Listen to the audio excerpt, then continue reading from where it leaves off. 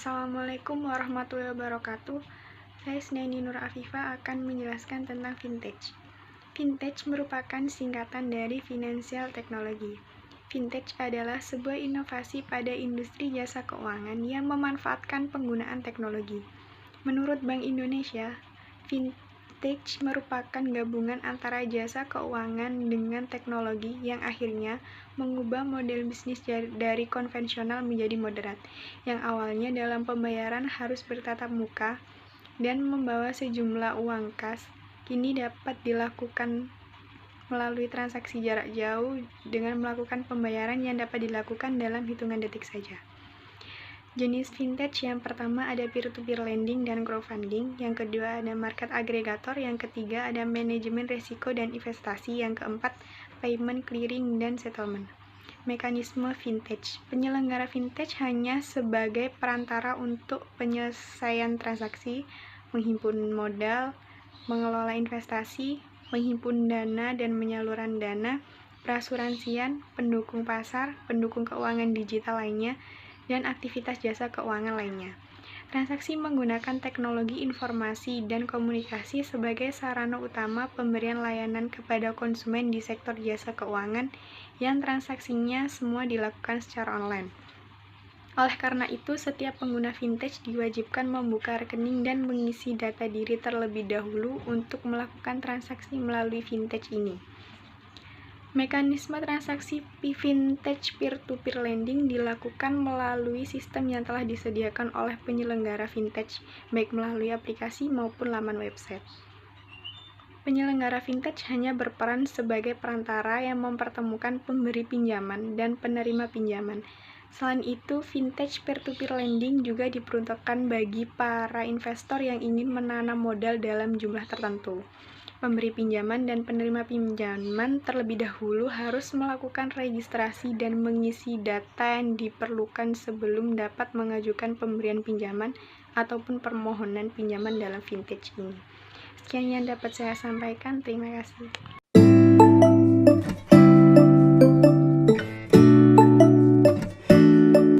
Assalamualaikum warahmatullahi wabarakatuh.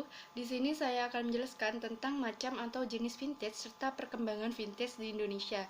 FSB atau Financial Stability Board mengklarifikasikan vintage ini ke dalam 4 kategori berdasarkan jenis inovasinya.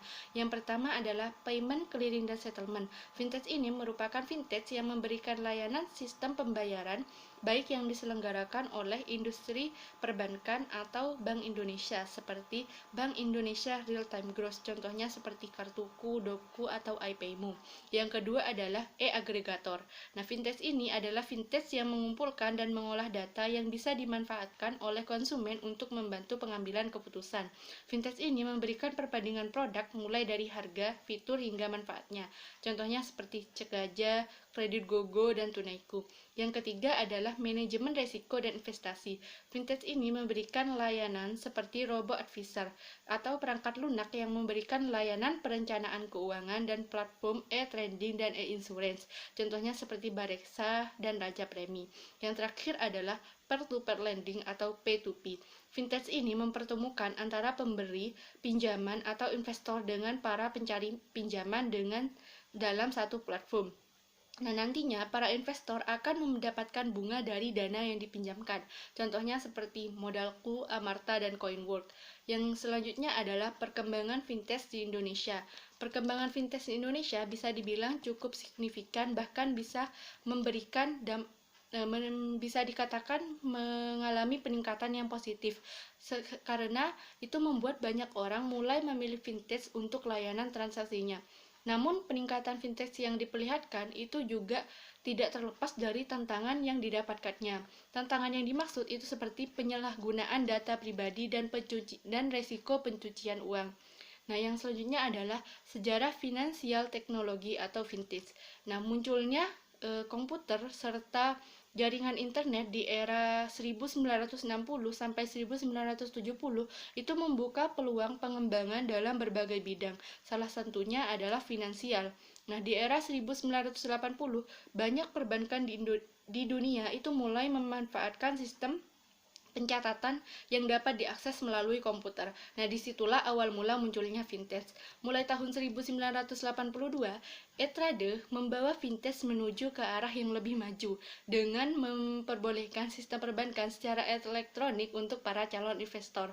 Nah, di tahun 1990, dengan pertumbuhan internet yang semakin baik dan dengan munculnya beberapa saham online yang memudahkan para calon investor untuk menanamkan modal mereka. Nah, di tahun 1998 itu menjadi tahun di mana para perbankan dunia itu mulai mengenalkan online banking untuk para nasabahnya. Segala bentuk transaksi itu juga semakin praktis dan mudah. Layanan finansial yang lebih efisien dengan penggunaan teknologi dan software inilah yang dapat diraih dengan vintage. Bahkan banyak yang menganggap munculnya vintage ini akan mengancam keberadaan dari Bank Indonesia. Karena itu, apakah keberadaan vintage bisa mengancam keberadaan Bank Indonesia? Jika menurut saya, fungsinya itu memang tidak jauh berbeda, yaitu sama-sama mempermudah masyarakat untuk melakukan transaksi finansial. Terlebih lagi, khusus untuk vintage lending seperti P2P. Nah, lending ini kan banyak yang menganggap bahwa dapat mengancam keberadaan Bank Indonesia. Nah, peer-to-peer lending ini memang cukup banyak menarik para calon pengguna, baik untuk mereka yang melakukan pinjaman maupun mereka yang ingin mengembangkan dana, ditambah dengan menyediakan alternatif bagi para UKM yang ingin mengembangkan usahanya, yang membuat P2P lending menjadi alternatif baru selain bank. Namun P2P lending dan bank itu tidak akan saling sikut karena keduanya tentu memiliki satu tujuan, yaitu sama-sama untuk mencapai inklusi keuangan atau pengembangan keuangan di Indonesia. Mungkin itu saja yang bisa saya sampaikan. Wallahul muwaffiq ila aqwamit thoriq. Wassalamualaikum warahmatullahi wabarakatuh.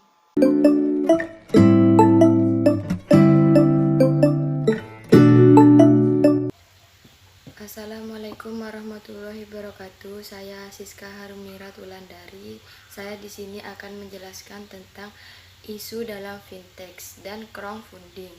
Yang pertama yaitu isu dalam fintech, resiko perlindungan konsumen. Terdapat beberapa isu, yaitu perlindungan dana dan perlindungan data. Perlindungan dana konsumen ini menyangkut potensi kehilangan maupun penurunan kemampuan finansial yang diakibatkan dalam penyalahgunaan, penipuan, maupun dari kegiatan perusahaan fintech. Kemudian isu perlindungan data penggunaan privasi penggunaan fintech yang rawan terhadap penyalahgunaan data, baik yang disengaja maupun tidak disengaja, seperti serangan hacker, virus, dan lain-lain. Kemudian pada resiko yang menyangkut kepentingan nasional, yakni seperti anti pencucian uang dan pencegahan pendanaan terorisme maupun stabilitas sistem keuangan. Dan pada isu kedua, yakni kestabilan sistem keuangan, yakni menyangkut manajemen risiko yang memadai agar tidak berdampak negatif terhadap stabilitas sistem keuangan. Dalam menangani risiko-risiko tersebut harus terdapat upaya yang nyata dari pemerintah untuk mendukung dan mengawasi perkembangan fintech ke depannya. Jadi fintech harus mendapat pengawasan dan ruang untuk berkembang dan hukum yang jelas yang nyata untuk tujuan fintechnya dan fungsinya demi kemakmuran dan kesejahteraan masyarakat negara Indonesia. Yang selanjutnya yaitu crowdfunding.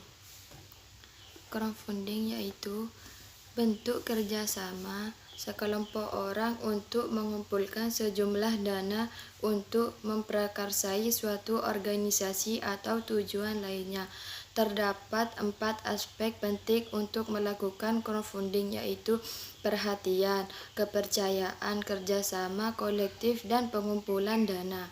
Jadi crowdfunding yaitu urun dana. Penggalangan dana adalah proses pengumpulan sejumlah dana untuk sebuah proyek atau usaha oleh sejumlah besar orang yang biasanya dilakukan secara online.